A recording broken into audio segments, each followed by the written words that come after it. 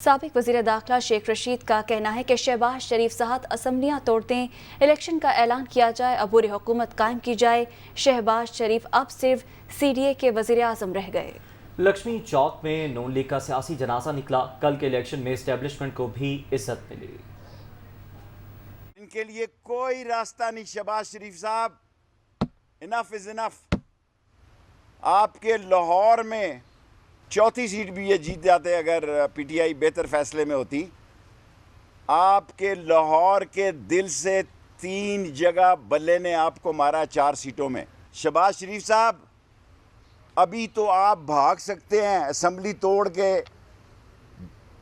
Immigration के दफ्तर में जाएं, वहाँ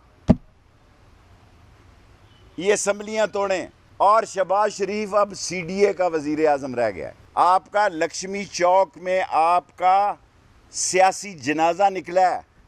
जब मैं कहता था कि ये शीन की हुकूमत बनाने जा रहे हैं, कोई हल नहीं है जी, अब कोई हल नहीं है। शहबाज शरीफ इसी हफ्ते में हुकूमत को तोड़े, कौमी असम्बली को, इलेक्शन का ऐलान किया जाए।